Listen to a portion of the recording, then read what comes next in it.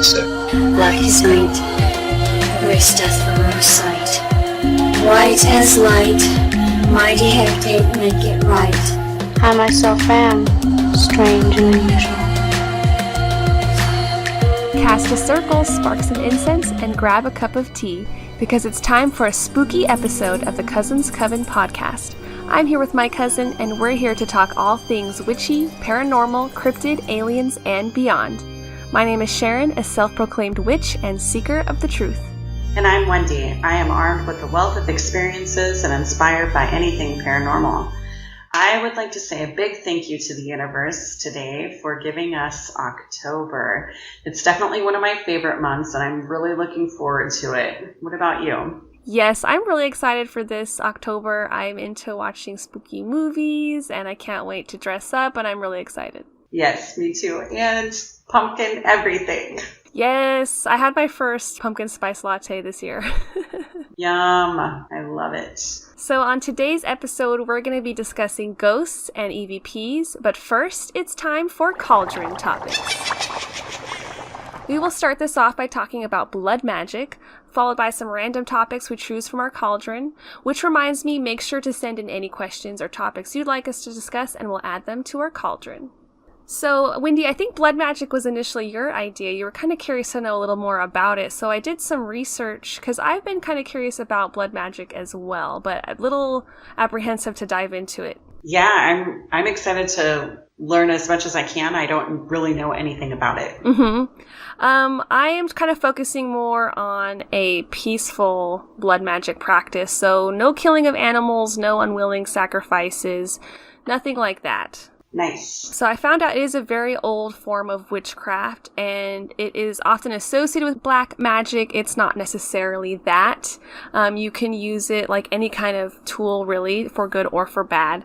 And it is a really powerful type of magic because it's using a vital part of your own body in a spell, which is something I don't really do. I usually only use my own energy, so I don't actually ever incorporate anything like hair or nails or blood or anything like that. But I think it's interesting to look into.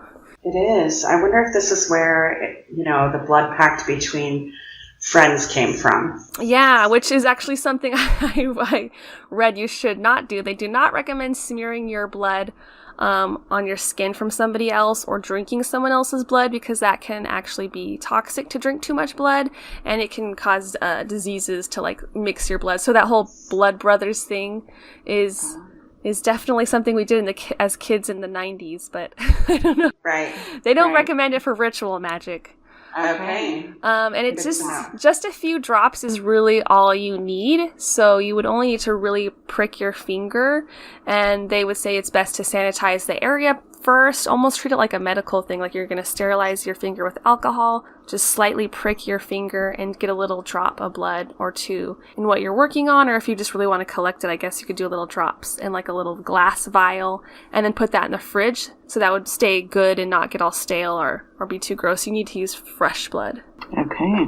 And another option, if you don't want to cut yourself as a woman, you could store your fresh menstrual blood, which is something I might be more akin to do because I don't want to poke myself. I rather just use the blood that comes out of me naturally. Sure. So that's where I would kind of be like, maybe one day I could take a little extra blood from my menstrual cup and use it. But then you have to think about smearing that on something, and I just haven't thought of a need or a spell that I really want to bind myself that deep into. I think you have to take it seriously. Right. I'd be like putting on rubber gloves. Yeah, I think someday I'll try it, but I don't think I would ever really share it because I would want to keep it more of a secret. I don't know, I get kind of superstitious about talking about magic before you do it. Sure, I get that. One other caution that I read was that you should never use it in relationship magic because bonds between people need to be naturally developed and you don't want to force them. And so blood magic can turn a potential bond into more of a chain or an emotional slavery, which I thought kind of interesting. Yeah, it sounds kind of horrible. Yeah, on some websites I was reading it was a black magic kind of little blog, and the lady was saying how she likes to pour her blood in her man's wine and have him drink it, which I knew that wasn't like the best source to be studying because that's already breaking several of the rules, and it's just a little creepy. Yeah. Like, here, hon, drink this wine. Yeah, that's so creepy.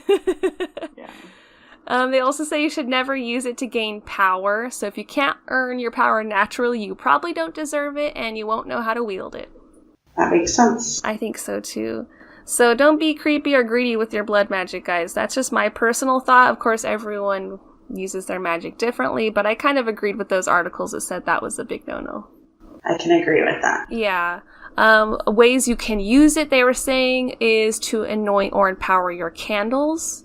You could put a drop on like a talisman that you have, crystals, or any kind of altar tools that you just want to kind of empower and charge with your personal energy. You could do that with.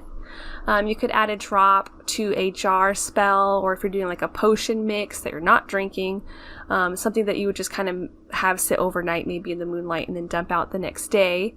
There's also sigil magic, which I'd like to do more of. I think that's kind of interesting, where you could draw a specific sigil for whatever you're working on, and then put the drop of blood, like either outlining that sigil or maybe in the middle, just a few drops on the sigil. And afterwards, you could even burn that sigil and maybe write a spell that you're writing down, and you could burn that paper as well. So I think that's kind of a little more practical. I don't think I want to smear my blood on things I tend to keep on my altar. I think I'd rather burn that afterwards. Right. Not just leaving it out for everybody to see. Yeah. So I kind of thought that was interesting. How do you feel about blood magic? Would you be interested to ever try it, or you're just kind of curious to know how people use it? I think I was just curious to see how people use it. I've always used energy. I feel like that's such a clean way to go. Right. I think I'll probably stick with that, but it's really interesting to find out more about it. Do you happen to know how old it really is? I mean, do you know the first mentions of blood magic at all, or did you come across that? Not offhand, to be honest with you. I don't have any specifics of a person using it.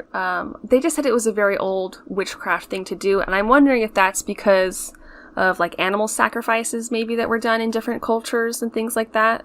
Oh, that makes sense. Which, again, that doesn't seem like a really willing sacrifice to kill an animal. And it's illegal. Like, there's some people who do, like, Santeria, and they'll have to have, like, a specific license to kill, like, a goat, which I thought was really interesting. There was some guy who did that in California. I was like, that's pretty intense that you have to have a license to kill animals for your craft. Right. But, I mean, if it's part of their religion, that's just how it's going to be. Yeah, you shouldn't really pass judgment, but I come from a very Wiccan background and standpoint with my magic personally, which a very old, like, saying is, "In harm none, do what ye will." So that's where I come from. I just think I don't want to hurt anyone for my own magic, really, personally. Right. I can agree with that 100%. Yeah. Anything else we should discuss on blood magic, or should we get a random topic? I think I'm ready for a random topic. Okay, go ahead and draw one out. All right, let's see what we've got. Using crystal balls. Nice. I never have used a crystal ball. What about you? No, I've seen one, though, at a fortune teller, like at the fair. Yeah. Oh, like she was actually using it? Yeah, I don't know if that she was actually seeing anything in there, but it appeared that she was using it. Yeah. I don't know how people use crystal balls to see things, but the thought is that you are just supposed to stare in there and get into a meditative state that you'll start seeing images. And if there's people who can actually do that, good for you. I don't think I have the concentration or the focus to see visions. I tried water scrying before, which is a similar concept. I thought because I was a water element, maybe I would enjoy using water more in my practice.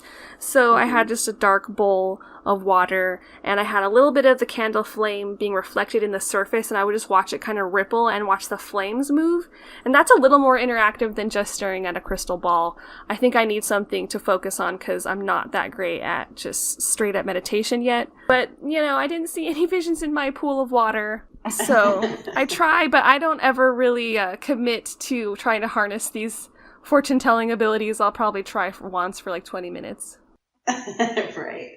I mean, I know when I'm doing tarot, I will see visions, but it's not through a crystal ball. It's just images that I see. So I guess I've never thought of really using one. If you were to use one, maybe you would have visions still, but maybe you wouldn't see them in the ball. They would just come to your mind the same way. Maybe I'd use it for energy. I mean, I could understand if I was drawing energy out of the ball, like if the crystal was a specific type of crystal and I could touch that and maybe it would give me more energy. Mm-hmm, true. That's very true. I've seen like selenite little balls that are like crystal balls that are really pretty, and that's a very powerful stone that is supposed to just radiate and cleanse everything. Yeah, that's a good point that the crystal is emitting power. Right. So I could get behind that. And I definitely have seen different types, not that are just see-through. Some of them are like a solid little ball. And I could definitely see getting energy from that. Mm-hmm. Yeah. So tarot is one form of divination you use. Do you use anything else? Sometimes I use a scrying stone. Yeah, me too. I like to scry with like a pendulum, which is kind of like something you can get immediate results on, where I think, again, crystal ball, you probably have to be trained and refined on how to use that. Right, I think so too. And I mean, you see in the movies where they're like, oh, tell me this tale, like I always go back to thinking of cartoons when they were like, oh, I'm going to look in this. It's like on Scooby-Doo, and they're like, oh, I'm going to see everything that's happening right now. As soon as you said cartoon, my mind went to Robin Hood, the Disney movie, when Robin's just trolling the King John and Sirius. Yes. I wonder if it is something that people will use to kind of swindle, kind of like the seances of the 20s. Is it just a gimmick for some? Maybe. Or you think of gypsies. Yeah, I think true. gypsies used to use crystal balls, but I just don't know if it's in the same capacity because I've never met a gypsy. That sounds like something we might need to research more about. And maybe if any of our listeners use crystal balls, please comment below. Let us know your experiences, or if you have any tips. Clearly, we need them. Yes, absolutely. I would love to learn more. Yeah, definitely. All right. Do we have time for another topic, or? Yeah, let's do one more. This one is Witches' Familiars. Cute. I love animals, so I'm always down with having little familiars. Yes, I like dogs. I'm not a really big cat person, though, which is funny because, It's a stereotypical witch animal. Yeah. I have lots of cats and a dog. My dog is definitely always with me in the room, whichever room I'm in. And my cat, Poe, he's like a stereotypical black fluffy cat with big yellow eyes, and he likes to just be really calm most of the time. So if I'm going to my altar to meditate, usually my dog Asami and my cat Poe are somewhere in the room with me. So I just default to them as my familiars. But I think that it's nice to romanticize the idea and think of a cat that would be a little more involved.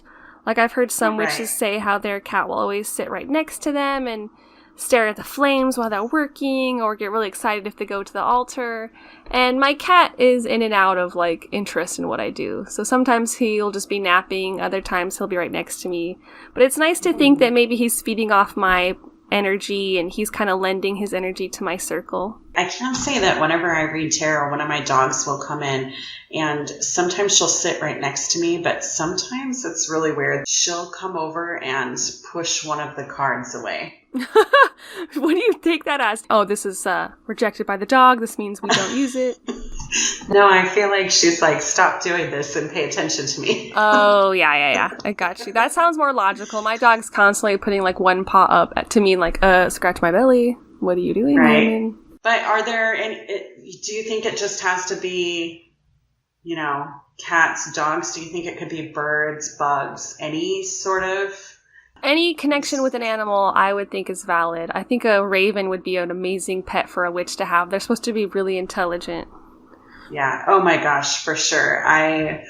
I do know that ravens, I've watched some really good videos on ravens and crows, and they talk about their memory is just intense. Like they will remember who you are. If you feed them, they'll remember you years down the road.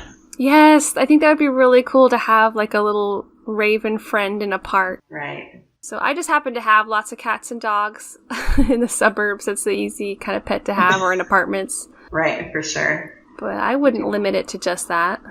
Right. Should we do one more, or should we move on? Yeah, I think we're ready to move on. Okay. All right, so today we're going to delve deep into talking about ghosts and the types of hauntings that are out there. At the end of that, we're going to discuss a little bit about EVPs, which is electronic voice phenomenon. But first, let's talk about the types of hauntings. I'm going to list them out, and then we're going to go into them a little bit deeper. Topics that we're going to talk about are intelligent, residual, orbs, shadow people, and poltergeists. So I'm really excited to talk about this. Sharon and I have really delved deep into figuring out about more what each of these types of hauntings are, and I have several stories. So Sharon, let's talk about intelligent hauntings. Yes, so for those that don't know, an intelligent haunting is a type of spirit that is complete with a personality and an understanding. They can become visible. They can even speak and make noises. They can even physically touch you, so you can feel their touch. They can emit odor, perfume, cigar smoke. You can just kind of get a smell in the room that might trigger a memory of someone that, like a loved one you lost, or maybe someone who was just there before. If it's a loved one, it's really common that they're visiting you to comfort you or let you know something important. And the activity will even react to changes in the environment. So if you move furniture around, they'll realize it and move around it instead of walking through it. So I think that's really interesting. That's kind of what makes them intelligent. They react to you and their environment. Right. Intelligent hauntings, I feel, is where you may get an EVP from, because you can ask them questions, such as, who are you? What is your name? And they would respond to you based on the question that you ask. Do you have any intelligent haunting stories or anything you want to mention? I do. So first of all, I wanted to mention this place called the Willard Library in Evansville, Indiana. They actually have a website, which we will link to this episode. What's really cool about this place is it's been haunted, for years. It's been open for years. And this library has allowed 3 different cameras. Since probably, I want to say the early 2000s, they've allowed cameras in there. And you, as a viewer, can go in and look at these cameras, look at the evidence that they've already found, but also they refresh constantly. So you can constantly be watching, and you can do your own research by if you see something, clicking and adding it to their archive of pictures. So it's kind of fun. I really love that site, and I go there a couple times a month just to check it out. But as far as my own stories, yeah, I have a couple. One in particular, I remember years ago when my kids were little, they lost one of their grandmas from their dad's side of the family. And she was just an amazing woman. And I remember I was feeling really sad and down one day, and I could feel something warm next to me and something kind of touch my cheek. But more importantly, I could smell her perfume. And so I just felt so comforted by feeling like she was there and she was trying to comfort me. Even though she'd passed on, she was still there. So I really liked that. Yeah, it's really crazy how you can definitely feel a comfort from different people who passed on. It's just this feeling you get inside of you not to be scared, right, but that they're there just to say like hello and that they're thinking of you and just like giving you love. Yeah, exactly. I've had that feeling, I know I told you off podcast, but with like a family member who passed away, I just felt like her presence, and I just had this, there was like no doubt I knew it was her. She was visiting me and she was just sending me love and felt like just trying to help me move on with things in my life. And, I didn't even think about that, but I've definitely felt that before. It is a really good feeling. Mm-hmm. Mm-hmm. And another story I have, probably when I was in high school, my mom and sister and I were sitting up in my bedroom, and the next thing we knew, there was this waft of like white smoke that was swirling around in the bedroom. I'm not sure really where it came from, but you could kind of hear a man chuckling. Mm-hmm. All 3 of us were like, what was that? I have a feeling it was a previous owner that had lived there before. Mm-hmm. One of my family members shared a story with me too. I don't know if she wants to stay anonymous, so I won't mention who it is, but she works at a hospital. And so she had a patient who ended up passing away in a hospital after giving birth to her baby. I don't know how long afterwards it was. It was due to breast cancer, but the baby survived and the mom did pass away. But in the room, before she passed away, she'd be in a rocking chair a lot and rocking her baby. And it was said after she died, my family member would go into the room, the rocking chair would be rocking all by itself. And she just had this sensation like she knew it was that patient. And she would say the patient's name out loud and like greet her and ask her how she was doing. And things in the room or in the hallway in front of the room would move themselves. Like she told me that the ice machine would turn on if you called out her name and started talking to her. And that the ice would just pour itself like almost all the way to like a foot high of just ice on the floor. But it would scare a lot of the new people in the hospital who didn't know. But to my family member, it was a comforting presence and a little bit sad, but it was just nice to know that she was there and happy to be in the rocking chair. And that floor ended up getting remodeled and the rooms got moved about. And after that, she would kind of open up all the doors and they just kind of felt like she was looking for her old room and the rocking chair. So if they took it out, she would try to go find it. But if they moved it back, she would calm down and they would just see the chair rocking at night. Oh, that's so touching. Yeah, it's like bittersweet. Like she's just there trying to rock away, probably just thinking about holding her baby, or maybe she's trapped in that memory of holding her baby in a chair. Yeah, it is kind of emotional. The other type of haunting that we wanted to talk about was residual, and that is energy from a traumatic event that is trapped in an object at the location. The type of activity is either present in the location or it will occur if someone brings something in, like an antique, like I know we talked about early in our cleansing episode. The activity tends to repeat itself, like in a loop. And the entity doesn't acknowledge its surroundings, so it can't react to movements around itself or if you move anything. But if it's a residual haunting, nothing actually moves, but you might hear sounds of something moving, which is pretty creepy. That is a little bit creepy. I wonder if people probably hear a lot of footsteps in a residual haunting, I would think. Mm-hmm. But I don't have a lot of personal first-hand accounts of residual hauntings, do you? I have one off the top of my head. When I was younger, probably 3 or 4, maybe even 5, we lived in this old house, and next to my bed, there was this kind of like built-in little storage area that was built into the wall. It was kind of like a little crawl space, and it had a door over it. I never went in there, but I would always hear a baby crying from in there. Oh, that's so creepy. I know, right? So then I remember telling my parents, I was like, there's a baby crying in the wall, and my mom went and looked, and there was a blanket in there. Oh, so it was attached probably to the blanket. Yeah, so we think that it was attached to the blanket. I don't know what happened to the blanket, but I do know that that baby followed us from house to house. Not with me, but with my dad, I would say. So I know that when we moved from that house, then the next house we moved into, I heard it. But then my parents separated, and my dad moved to his own place, and that baby followed him. I remember my sister saying, I hear this baby crying in the walls. And so then at one point as an adult, I had moved back in with him for a little while. And I was in the bathroom, and I could hear the baby crying again. And so every time I asked my dad, he didn't want to talk about it. Mm-hmm. I just think it followed that blanket around, and he has that blanket probably. And I won't, because he's a hoarder, I probably won't find that until he passes. But I'm pretty sure it's following that blanket. Wow, that is so crazy. And like he hears it, but he's just kind of in denial about the whole situation. Right. Mm-hmm. I think that's how a lot of people choose to deal with the paranormal. Right. I'm going to brush this under the rug. It's nothing. Yeah. But that blanket could either use a cleanse, I guess that's the only really option, or you just have to get rid of the object.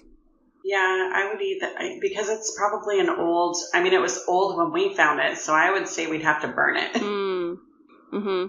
Yeah, how common was the activity with the blanket? It seemed like it happened cyclically, so it wasn't every day. It was just certain times of the year. Mm-hmm. Okay, that's interesting. Yeah. Made me think, did the baby die? So did it cry when it was born and then cry as it died? Was that the residual type of haunting that it is? Mm-hmm. Should we move on to orbs? Yes, let's talk about orbs. So orbs, I think orbs are the most common one that you'll see on like ghost TV shows and photographs. It's a common anomaly. They appear as like a transparent little ball of light, and they usually move in like pretty crazy directions quickly throughout the frame. And if you're taking pictures in like a haunted area, it's common for those to pop up. I've never taken pictures to find orbs, but I don't really go around to a lot of haunted places. But I know on ghost hunters, like on Taps, they would always try to say that that wasn't really anything that they quantified as evidence, and they would just say orbs were just dust particles. Right. So where do you stand on the thought of orbs? I think that it depends on really what it looks like and how you're experiencing it. So I do know that when I was little, we had an experience with orbs, but they were different colored. It wasn't like the orbs that I've seen in pictures before. It wasn't white. They were colored little balls, and they were chasing each other from one end of the house to the other. So for me, it was like there was a red ball and a green and an orange and a yellow, and they were just these little balls of energy almost floating around from one end of our house to the other. Wow, that is crazy. That almost sounds like little fairy lights just chasing each other. Right. So I think the theory is that they're supposed to be like spirits, and that's just an easier way for them to travel around and takes up less energy for them to condense themselves into just a little ball. Maybe. So do you think that was just different entities that were in your house? I think so. I think we always thought that we had kind of this little vortex thing in our house because it was a hot spot for activity. Mm-hmm. And so I think for me, it was just something that was coming into this world from wherever it came from. Maybe it was just visiting for a while. Mm-hmm. But they did seem kind of playful. Yeah, there wasn't like an eerie or scary vibe? No, no. And I mean, I've caught pictures when my kids were little. I remember taking a picture of my daughter, and she was just sitting on the floor, and she was so adorable. And you know how it is. You want to take every picture that you can of your kids. So I'm taking a picture of her. And when back then it wasn't like now, I had to actually develop the film. So when we came back with the developed film, there was not an orb, but a picture of a bright glowing cross. What? In the photo. Yeah. Sitting right next to her. That's so weird. Yeah, I'll have to see if I can dig that up. Maybe we can post that on one of the pictures if she agrees to it. That's really interesting. I wonder why a religious symbol? I don't know, because we're not really religious. Right.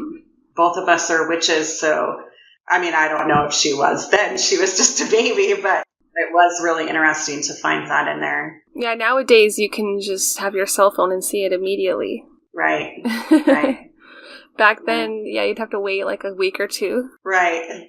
There's also shadow people, which I've heard a lot about, that at first they appear only out of the corner of someone's eye, and it's always seen like darting out of view, or if you try to look straight at them, they kind of disappear. It's usually the silhouette of a person. Sometimes it's just kind of like a little shape, and it lacks any specific kind of characteristic or gender, and there's just a lot of different sightings of hatted shadow beings. Like I've heard of the hatted man, which is really eerie. I don't know if that's like a specific type of entity that's coming through or why they're wearing hats. And they can kind of look solid, they can look wispy, or just kind of like smoky. And sometimes you'll just see them from the waist up, or other times they'll even have legs. So if I saw that, I think I would be terrified. Yeah, I would be terrified. Mm-hmm. I've never seen them, but I have my friend Vinny, who works at a bar. I think a lot of these bars, there's just a lot of activity that's happened there, a lot of like residual energy. And when she's closing up at night, it's kind of just a couple people in the bar, her and probably the managers, or sometimes her just by herself, but she'll look around and she'll see the little shadow people out of the corner of her eye. And so when I'm there drinking, sometimes I'll look around in like the corners and I just get all paranoid, but I've never seen anything. So I'm imagining it's only like late at night if the bar's empty. I'm wondering if shadow people are just residual energy that's there. Mm-hmm. Yeah, because they're not really too specific of an entity. Right. It's not like they can move anything. True. Everything I've read about them, they're just there. You just see them. Mm-hmm.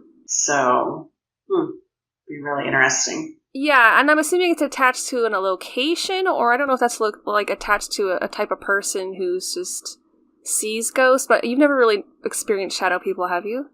No, not at all. It almost makes me think it's attached to the specific locations. Yeah. Which makes me think of energy. Mm-hmm, exactly. Yeah, just an energy hanging around. Creepiest type of haunting that we wanted to discuss is poltergeist, which I didn't know this, but that word actually just is German for a noisy ghost. And they call them that because this is a type of entity that has the ability to move or knock things over, make noises. They can manipulate the physical environment. Poltergeist is actually one of the rarest forms of hauntings, and to many the most terrifying.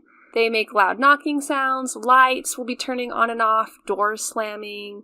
Another frightening aspect of poltergeist is that the activity will usually start off really slowly and mildly and then just begin to intensify. So to me, poltergeist, I think of the movie. It makes me think of like all the creepy Halloween movies I love, and it just kind of freaks me out. Yeah, absolutely. I've also heard that it's supposed to be tied to maybe one specific person in the house who's known as the catalyst. And it's just the activities attached to that person, and they're somehow manifesting the activity without even knowing that they're doing it. Right. You know, it's crazy because I remember when I was growing up, they always used to think that if a child was going through puberty, that's what would be the catalyst in your house. Yeah, I was hearing that too. And then it's, again, another thing that's connected to females more than males. Right. A lot of paranormal stuff seems to be like that. Right. So I actually have a poltergeist story. Ooh. I know. Get ready for this. No. So we lived in this little house, and for a long time I shared a bedroom with my sister. Then we're 11 years apart, so it's not exactly fun for an almost teenager to be sharing a room with a baby. So my parents decided that they would build a bedroom for me in the basement. And I had just got done moving all my stuff in there, and we were kind of tired from moving things because, you know, moving can be really tiring. And we were just sitting on my bed, and my mom and I look over, and the painting that my dad had hung up before I started moving things in, he'd hung it up like several weeks before. Anyways, it started swinging back and forth, and I could hear growling. Oh my gosh. Yeah, so it was swinging, growling. Some of my stuff that I had set down had been knocked over. So it was scary. I would say that was poltergeist activity. Definitely. And whatever, like, did you feel like that was you that was the catalyst, or what was going on there?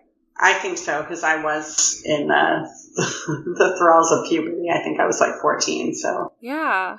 So eventually that stuff just stopped happening around you? Well, we moved. So that whatever was there didn't move with us. Mm-hmm. That's good. So I've never really experienced much other poltergeist activity, just in that house. Yeah, I never personally have either. I'm kind of thankful for it. It sounds really scary. I don't know if I would handle it that well. I just thought I was special. You're like, actually, it's pretty cool. Yeah. Did you feel like eyes watching you kind of thing? No, but I have before. I felt like I've been watched before, especially at night when I'm getting ready for sleep. Sometimes I feel like there might be other people there. So they like to come out at night when you're most vulnerable. Yeah. I'm like, come on, you guys, I need some sleep. Yeah. My office hours are from 7 a.m. to 5 p.m. Monday through Friday. Do you find that ghosts have a weird way of showing themselves? I don't know, because as an adult, even though I've seen stuff, to me now it's so much different. Like when I was younger, it was everything that you would see in the movies, but I think my imagination might have had something to do with that. So, but as an adult, I feel like ghosts really are just energy, because we're just energy. So it's just another form. And I don't actually think they're here to harm us. And so, like, you know, in movies, they always make the ghosts out to be these really bad people, but I think they're just here because they don't know what else to do, or they need to get some more information to somebody that they love. So for me, since I'm sensitive to that, I feel like they come to me sometimes. Yeah, lucky you. Yeah, lucky me. Mm-hmm. In our research, there was one place we wanted to share with you guys that is known to have poltergeist activity, and that is the Oregon State Hospital. So we were going to kind of dive into the history of that and give you guys a little backstory and just talk about its darker past and how it has a lot of poltergeist activity. So the Oregon State Hospital was built in 1883, and back then it was called the Oregon Hospital for the Insane. And people were commonly admitted for just everyday things like drinking, masturbation, religious paranoia, if they had epilepsy. So the facility became extremely crowded, and this crowding went on for years. And many patients went under extreme stress due to just the medical procedures and practices that were done there. They used to do electroshock therapy, lobotomies, insulin shock therapy, which is another thing I had to look up to see what that was even doing to the patients. And that was just like a medical-induced coma was how they would deal with this. So all of that kind of torture and just horrible stress left, like you said, a lot of bad energy. The patients who died, they left really dark impressions on the grounds. And what's even creepier about the state hospital is that the medical complex has a series of tunnels that connect all the buildings secretly underneath. And originally it was claimed to be used for transporting dangerous patients between, but darker evidence suggests that strange experiments were carried out on the mentally ill patients underground, so people could not hear their screams. So I think if it gets worse than lobotomy, I don't know what else they were doing, but it sounds like they would do stuff very unethically to the patients for years. And workers to this day have even said that they've heard screams coming from the tunnels and people screaming and asking for help, that the doors at night will open and shut by themselves for no reason, and just crazy activity like that. I have a parent who works there, or used to work there. She recently retired. She doesn't really like talking about ghost stories, but with much prying on my part, I could get out from her a few times where she would experience things while working night shift. Just like drawers opening by themselves next to where she was sitting quietly. There was one time where she was working on like a medical log and just handwriting things on like the journal. She walked out of the room for just like a couple seconds to grab a clipboard, came back, and the journal had moved itself to be under the running water in the sink and getting all of the work just like damaged. She had to like hand dry each page. It sounds like poltergeist activity, like they're just trying to mess with you and freak you out. Right. And I wonder if that's because of the experiments that were done on them, or they were put in there even when they weren't crazy. I don't think somebody who has alcoholism should be put in an insane facility. They should not at all get others. Yeah, they should get other sort of help. So the good news is that Oregon State Hospital has done a lot to improve the facility. So now, they've built new buildings. They've got really good staff. They're not doing all of these insane things. But at the time, I feel like that was not just the Oregon State Hospital that happened at. It was probably lots of hospitals that happened at. Yes. We just happen to be privy to this information. Right. Yeah, it's just one that was in the town where we grew up in, and right. There's just personal accounts from my family members that I found really fascinating and creepy. And then when you look into the history of the building itself, it's not hard to believe that a place like that would be haunted. Exactly. And it's very fascinating. And I do remember, and I think we kind of talked about this before outside of the podcast, but I do remember they had a mass grave that they found, that they weren't sure who was actually in the grave, and they weren't sure why they were put there. Yes. Yeah, there's a lot of just unaccounted for dead bodies that were found all over. There was one asylum cemetery that they just exhumed in like the early 1900s. The state just decided they needed more land, so they moved all the headstones and just put them on a nearby hilltop, and like all the bodies that were there were just cremated and stored in the basements.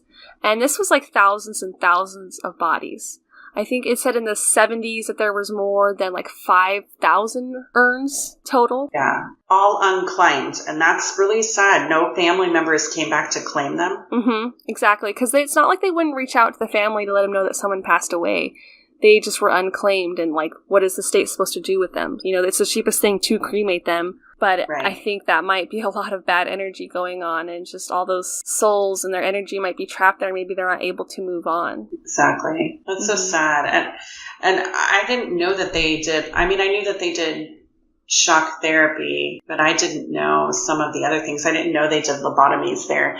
I think that I was, my eyes were closed to that. I didn't want to think they could do that in my town. Right, but that was just a really common practice, I think, back then, to just go in there, take out a part of your brain, and it kind of just reduces you to almost like a childhood-like state. You're not even that intelligent anymore, but you're not schizophrenic, so... Exactly. It's sad to think that in the old days that you could just institutionalize somebody against their will. Mm-hmm. And a lot of things that you could do to help people are just like meditation and mental awareness. Right. And at least now we should be thankful with modern medicine. We actually have medications that can help most of the diseases that are out there. So they don't have to be institutionalized. Yes. Yeah. There's not a lot of just people being thrown in there because they're female going through menopause and things like that. Right. Right. Mm-hmm. So there's just a lot of crazy history and that place just, I don't know if you could ever really cleanse a place like that with so much trauma.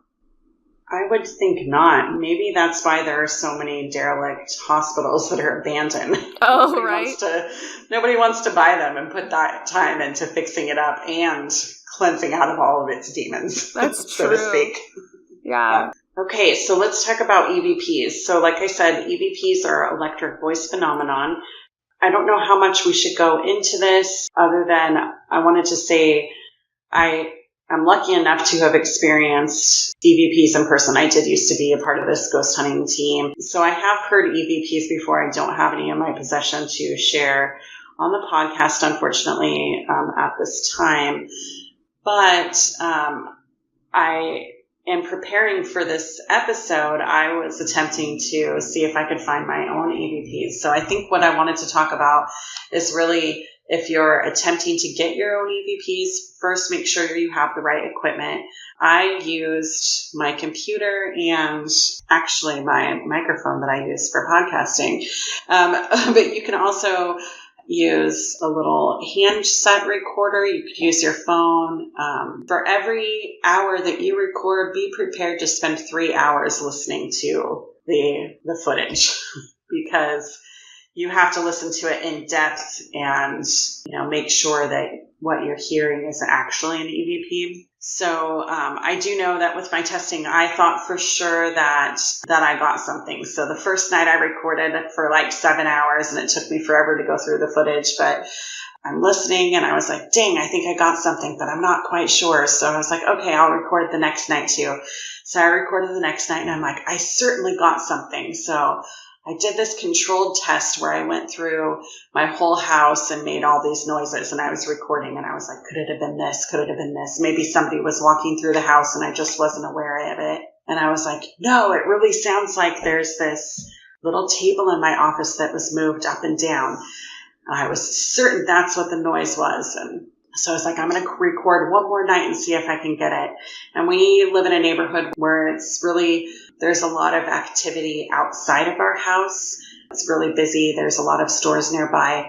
And so when a truck is unloading in the middle of the night, that makes noises inside of our house that I wasn't really aware of because I've become numb to it. Yeah. So, yeah, when you live in a big city, you can't go live in the country because you're so used to the noise. Right. And so, so I think that I had just become numb to it. And so I did catch that a vehicle was unloading on the unloading dock and it actually moved stuff in my office. And it was just a vibration of noise that was natural. I was so disappointed. I am still really happy to know that you are a credible source because you're going through that effort to test it, and that's how you're a good ghost hunter. If you can debunk it, I think that's the best place to start. Okay, well, what's a more grounded explanation for what I heard last night? You can't just jump straight to ghosts. So I think that's a really good skill to have. Right, and I would, believe me, I'm probably the one person who's like, this has to be a ghost. It's a ghost. It's a ghost. I need it to be. That's your go-to explanation. Who moved my cup? It was a ghost. Had to have been somebody spiritual. Yeah, I myself tried to get some EVPs. I've never done that before, and I think I was too quick I would only do a 10-minute recording at a time. I went downtown with my friend Maria, actually, who's been on the podcast, and we went to the Minger Hotel. We went to the Alamo downtown San Antonio, Texas. So there was a big battle there, lots of death. The Minger Hotel is supposed to be haunted. There's just a lot of like lore surrounded with all of these different hotels downtown. So I walked around. It's a really beautiful old building, and it's just got like all this old antique wallpaper and furniture, and it really gets you in the mood to like want to see a ghost. And even the hallways, it looks something like The Shining, like looking down a old antique-y hallway. And I was just so excited to see something. I took pictures. I didn't get any orbs or any kind of ghosts. And I would just try asking questions quietly because it was late at night and I wasn't even like had a room. I'm just kind of trespassing. So I don't think I gave myself enough time to get an EVP. Nothing really came through or talked to me. But it looks like a process that takes dedication and a lot of hours. Right. I think so too. I think that when we're watching shows, you know, on TV and they're doing their ghost hunting, I tend to forget that even though it's a 45-minute to an hour show for us, they were recording for 5, 6, 7, maybe 10 hours. Exactly. And then having to go through and listen to all that, like how you had to listen to your entire night footage. I was like, oh my gosh. Yeah. That's a lot of dedication. 3 nights worth of footage of like 8 to 10 hours. Yeah, that's a lot to do. Yeah. But a lot of EVPs, like when you hear them, they can just give you the chills. They can be so creepy. Right. Yeah. I know I do have one. When I'm meeting with a client, I sometimes like to record, and I do have one that I got while we were recording. But basically, he had passed away, and it was really sad circumstances. And you know how it is. If you miss somebody, you want so much to hear from them again. And we actually got him answering her question. She was just really sad, and she's like, "Are you going to be waiting for me?" And he said he loved her. And it just, when I listened to the EVP, all you could hear was him saying, "I love you." And it really just broke my heart, thinking, oh my gosh, he still loves her, even though he's just passed on to the next step. Yeah, it's just like, again, it's just a beautiful sadness. Like, it's comforting and it's tragic, and right. It's so powerful that a voice can come from beyond just to tell you, like, hey, I love you, and try to comfort right. you. Yeah. That's got to be a very intense emotional experience, and I'm sure for her that was really powerful. Yes, yeah, absolutely. On Ghost Hunters is something I grew up watching a lot, and that was like really the first time I learned about ghost hunting and getting EVPs, and it made a big impact on me. They had this episode where they were at some resort in Washington, state of Washington, and there was like a princess that used to stay there. That's what they kept calling her. I really can't remember. It's been a long time since I've seen it. But they actually got a conversation. Like, she was really an intelligent haunting, but it almost seemed like she was still back mentally in her time period. And the ghost hunters asked her, like, what are you doing here? Are you here? And she just responded, of course I'm here. Where are you? And she couldn't see them, but she could hear them. And she sounded a little confused, but, like, very assured of herself. And the whole conversation, like, it wasn't just that one line. They had a back and forth. Of course, they didn't know it at the time because it's an EVP. But there's a whole recorded back and forth conversation. I found it on YouTube recently. I was thinking about playing it on the podcast, but a lot of EVPs, it's just hard to understand clearly when it's a recording of a recording. Right. Well, maybe we could link it down below, though, so if you guys wanted to watch it, you definitely could. True. Yeah, I think that TAPS is a great organization, and they have a lot of reliable EVPs. Right. And they do a lot of debunking. I feel like I learned a lot from them. Don't just take, like I said, I want it to be ghosts. I want every picture to have a ghost in it. I want to see that proof. But you got to make sure what you're actually looking at and what you're hearing is the real deal. Yeah, exactly. And that's why I respected them so much. And you too for trying to debunk it, because a lot of the TV shows kind of just go for that sensationalism, and they'll just kind of do a quick cut of like, oh my gosh, did you hear that? Oh, and as an audience member, you don't even know what's happening, but they're just making a lot of noise. Right. Yeah, or they're like, oh, that was an orb. Was it? Because you just sat down on a couch from the 1800s. I'm pretty sure it was dust. Exactly. So yeah. It's nice when you can really trust a source. And for researching for this episode, I would just kind of go down these weird YouTube rabbit holes of trying to listen to other people's EVPs. And it's really hard not to go in with a skeptical point of view because nowadays anyone can record and upload it. Right. Which kind of reminds me, I should talk about, I know that I had downloaded, a couple of years ago, I downloaded one of those little apps that you can get on your phone that's like, oh, record EVPs. It's got this built-in what they call the Frank's box. Yes, a ghost box. Mm-hmm. Yeah, a ghost box. And so I was like, okay, this is great. I can't wait. I want them to talk back to me. But what I heard was my own voice saying words that I hadn't said. What?